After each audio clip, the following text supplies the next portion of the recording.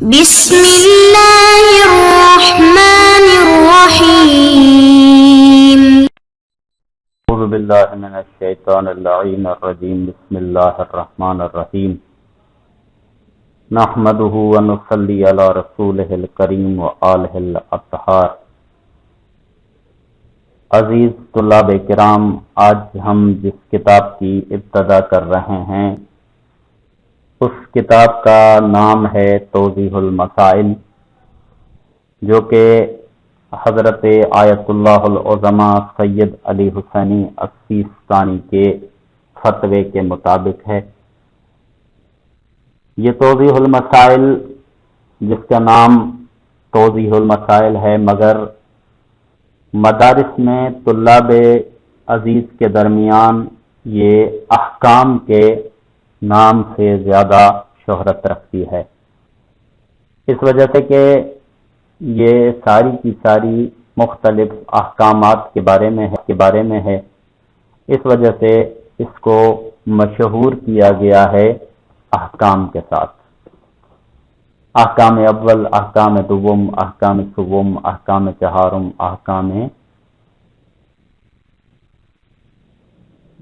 یہ احکام مدارس میں 4 سال کے دوران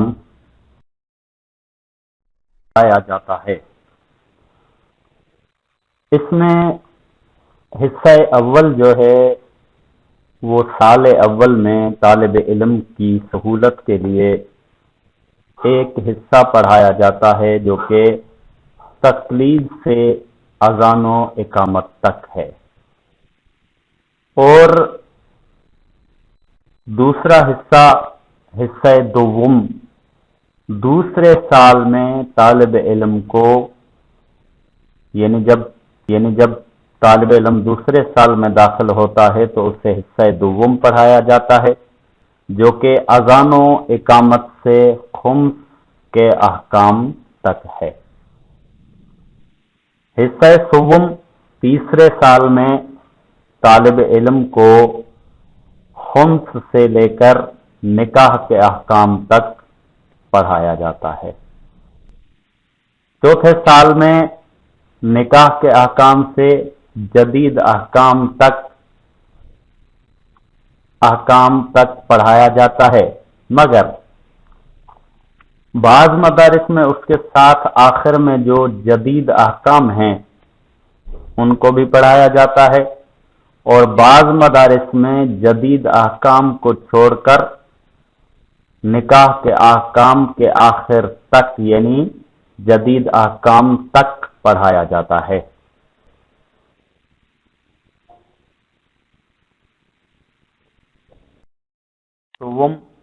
جیسا کہ آپ اس چارٹ میں واضح طور پر دیکھ سکتے ہیں کہ احکام حصہ سوم جس کا موضوع ہے خمس۔ لفظ خمس سے آپ مانوس ہوں گے، جیسے کہ ہم عربی کی گنتی میں خمس کہتے ہیں 5 کو، خمس سے خمس یعنی 5واں حصہ۔ اب اس چارٹ میں آپ دیکھ لیں کہ ایک 100% کا دائرہ ہے، اس میں سے 4 حصے جو کہ 80% بنتے ہیں اور ایک حصہ جو کہ 20% بنتا ہے۔ یہ انسان کی کمائی ہے 100%، یا جسے مال کا منافع کہا جائے، یہ 100% ہے۔ اس میں سے ایک حصہ یعنی 20% نکالنے کو خمس کہتے ہیں۔ اس کی تفصیل ہم انشاءاللہ آئندہ مسائل میں تفصیلاً بیان کریں۔ مسئلہ نمبر 1721، خمس 7 چیزوں پر واجب ہے۔ 7 ایسی اشیاء ہیں جو انسان کے پاس اگر ہوں تو ان پر خمس دینا واجب ہے۔ ان میں سے سب سے پہلی چیز کاروبار یا روزگار کا منافع۔ کوئی انسان کاروبار کرتا ہے، کوئی تجارت کرتا ہے، کوئی دھندا کرتا ہے، کوئی دکان چلاتا ہے، جو شخص اپنے کاروبار میں لگا ہوا ہے، اس کو جب بھی کوئی کاروبار سے منافع حاصل ہو، اس منافع پر خمس واجب ہے۔ دوسری چیز ہے معدنی کانیں۔ معدنی کانیں وہ ہوتی ہیں کہ جو زمین سے قدرت کی طرف سے ملتی ہیں، وہ جس کو مل جائے، مثلا نمک کی کان ہے، سون کی کان ہے، اور اس کے علاوہ بہت ساری چیزوں کی کانیں ہوتی ہیں، ان میں سے اگر کسی کو کوئی کان مل جائے اور اس میں سے اسے منفعت حاصل ہو، فائدہ حاصل ہو، تو اس پر خمس واجب ہے۔ تیسری چیز ہے خزانہ۔ خزانہ انسان کو کہیں سے بھی مل سکتا ہے، زمین سے، درخت سے، بہت ساری جگہوں سے کسی کو کہیں سے بھی خزانہ مل سکتا ہے۔ کسی کو کوئی خزانہ مل گیا، اب اس خزانے پر جو اسے ملا ہے اس پر خمس واجب۔ چوتھی چیز ہے حلال مال جو حرام مال میں مخلوط ہو جائے۔ جب حلال مال حرام میں مخلوط ہو جائے اور ہمیں پتہ نہ چلے کہ اس میں سے حرام کون سا ہے، حلال کون سا ہے، تو اسے پاک کرنے کے لیے اس سے خمس نکالا جاتا ہے۔ پانچویں چیز غوطہ خوری، یعنی سمندر میں ڈبکی لگانے سے حاصل ہونے والے سمندری موتی۔ سمندر میں غوطہ خور غوطہ لگاتے ہیں، اس میں سے مختلف چیزیں نکال کر لاتے ہیں، جیسے کہ مثلا مشہور ہے کہ سیپ نکال کے لاتے ہیں، اور اس سیپ کے اندر جو ہے وہ موتی ہوتا ہے، ہیرا ہوتا ہے، وہ اس سے منفعت حاصل کرتے ہیں۔ اسی طرح سمندر سے بہت ساری دوسری چیزیں نکلتی ہیں جو کہ جس سے منفعت حاصل ہو، جو موتی نکلتے ہیں اس میں منفعت حاصل ہو، تو اس صورت میں اس پر خمس واجب ہو جاتا ہے۔ چھٹی چیز ہے جنگ میں ملنے والا مال غنیمت۔ رسول کریم صلی اللہ علیہ وآلہ وسلم کے زمانے میں جب کفار سے جنگیں ہوا کرتی تھی اور کفار کو جب شکست ہوتی تھی تو ان سے جو مال ملتا تھا، گھوڑے، اونٹ، زرہیں، تلواریں، جتنی بھی چیزیں ملتی تھی، وہ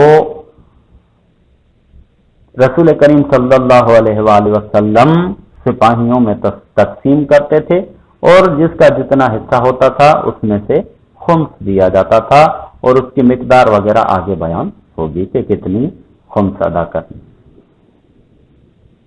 ساتویں چیز مشہور قول کی بنا پر وہ زمین جو ذمہ کافر کسی مسلمان سے خریدے۔ اب یہاں پر جو ایک لفظ سمجھنے والا ہے وہ یہ ہے کہ ذمہ کافر کسے کہتے ہیں؟ ذمہ کافر اس کافر کو کہتے ہیں کہ جو اسلامی حکومت کے اندر رہتا ہو، مسلمانوں کے ساتھ جنگ نہ کرتا ہو، اور اسلامی حکومت کے اندر اسلامی حکومت کے احکام، اسلامی حکومت کے قوانین کو فالو کرتا ہو، اس کو قبول کرتا ہو، اسے کہتے ہیں ذمہ کافر۔ جب یہ ذمہ کافر کسی مسلمان سے زمین خرید کرے تو اس صورت میں اس پر خمس واجب۔ اب آ جائیے کہ تفصیل کے ساتھ ہر کسی کو پڑھیں گے۔ ان میں سے پہلا، جیسا کہ آپ تصویر میں واضح دیکھ رہے ہیں کہ کاروبار کا منافع، انسان جو بھی کام کرتا ہے، چاہے دکان چلاتا ہو، چاہے موچی ہو، چاہے چائے بیچتا ہو، چاہے تجارت کرتا ہو، چاہے نوکری کرتا ہو، جب وہ اپنے سال بھر کے اخراجات مکمل کرے اور اس کے بعد اس کے پاس جو بچت ہو، جسے سیونگ کہتے ہیں، بچت ہو، اس بچت پر خمس دینا واجب ہے۔ اسے کہتے ہیں کاروبار کا منافع۔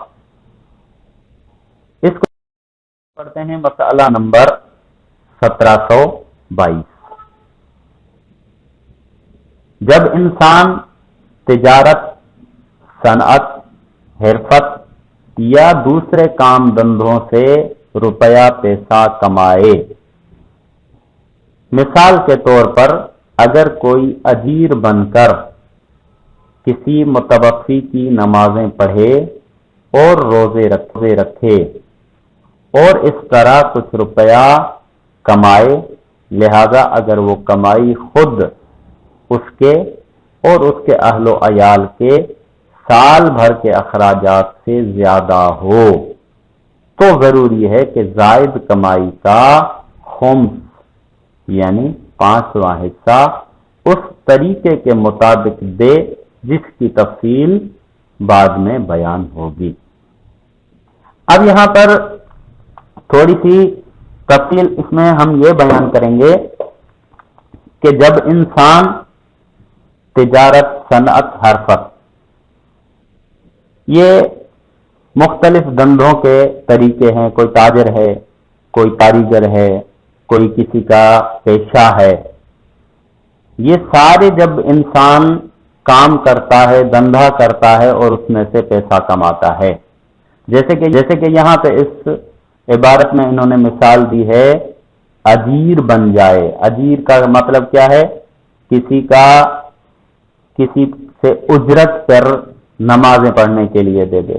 یہ مثال انہوں نے طلاب کرام کو، کیونکہ مخاطب طلاب کرام سے ہے مدرسے میں، تو طلاب اکرام کو سمجھانے کے لیے، آسانی کے لیے انہوں نے، کیونکہ وہ زیادہ تر نمازیں اور روزے جو ہیں وہ اجرت پہ لے کر پڑھتے ہیں، ان کو سمجھانے کے لیے یہ مثال دی ہے۔ ورنہ جو بھی انسان جس طرح سے موچی کو جوتے بنا کر پیسہ ملتا ہے، تجارت کرنے والے کو تجارت کر کے، نوکری کرنے والے کو نوکری کر کے، جس طریقے سے کسی کو پیسہ ملے، کمائی ہو، اب ایسا نہیں ہے کہ جیسے ہی اسے پیسہ ملا، جیسے ہی اس نے پیسے کمائے وہ ان کا 5واں حصہ نکال لے، یہ خمس نہیں، بلکہ یہاں پہ اس نے وضاحت کے ساتھ لکھا ہے کہ خود اس کے اور اس کے اہل و عیال کے سال بھر کے اخراجات سے زیادہ ہو تو ضروری ہے کہ زائد کمائی کا خمس یعنی 5واں حصہ دے۔ یعنی کیا مطلب؟ یعنی اپنی ضروریات، اپنے اہل و عیال کی ضروریات، اپنے بال بچوں کی ضروریات، اس کی کفالت میں جتنے افراد آتے ہیں ان سب کی ضروریات پورا سال وہ ادا کرتا رہے۔ وہ سارے ادا کرنے کے بعد جب سال گزر جائے اور اس سال کے بعد جو اس کے پاس پیسے بچ جائیں، جسے بچت یا سیونگ کہتے ہیں، جب بچ جائیں تو اس کے بعد اسے خمس ادا کرنا ہے۔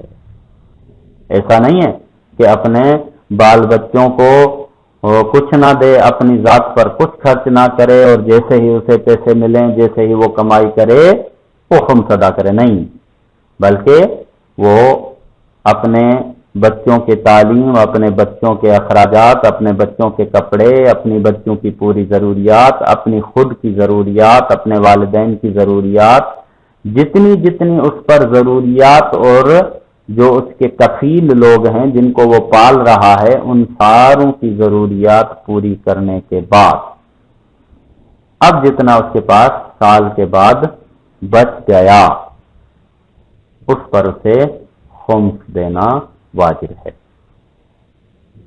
آگے خمس یعنی 5واں حصہ دینا اس پر واجب ہے، اس طریقے کے مطابق دے جس کی تفصیل بعد میں بیان ہوگی۔ وہ طریقہ کیا ہے؟ تفصیل بعد میں بیان ہوگی۔ اجمالاً میں یہاں پر مختصراً بیان کر دیتا ہوں کہ جب ہم کسی کمائی کا 5واں حصہ، منفعت کا، فائدے کا، بچت کا، سیونگ کا 5واں حصہ نکالتے ہیں تو ان 5ویں حصے کو خرچ کہاں پر کرنا ہے؟ اس 5ویں حصے کو ہمیں خرچ کرنا ہے 2 حصوں میں۔ اس کے ہم 2 حصے کریں گے، مثلا 1 لاکھ میں سے 5واں حصہ بنا 20,000، جیسے ہی ہم نے 20,000 خمس کے طور پر نکالے، اب اس میں سے 2 حصے کریں گے. ایک حصے کو مال سادات کہتے ہیں، دوسرے حصے کو مال امام کہتے ہیں. ایک حصہ مال سادات صرف اور صرف سادات کو دینا ہے. سید جو آل رسول صلی اللہ علیہ وآلہ وسلم اور ان کی بیٹی حضرت فاطمہ الزہرا اور حضرت علی کی جو اولاد ہے، ان کا جو خاندان چل رہا ہے، ان کی جو نسل چل رہی ہے سادات، ان کو دینا ایک حصہ واجب ہے. کسی اور کو وہ حصہ ہم نہیں دے سکتے. دوسرا حصہ مال امام جسے کہتے ہیں، وہ مال امام ہم مختلف مقامات پر فلاحی کاموں میں استعمال کر سکتے ہیں. مثلا کوئی غریب مستحق ہے، اسے دے سکتے ہیں.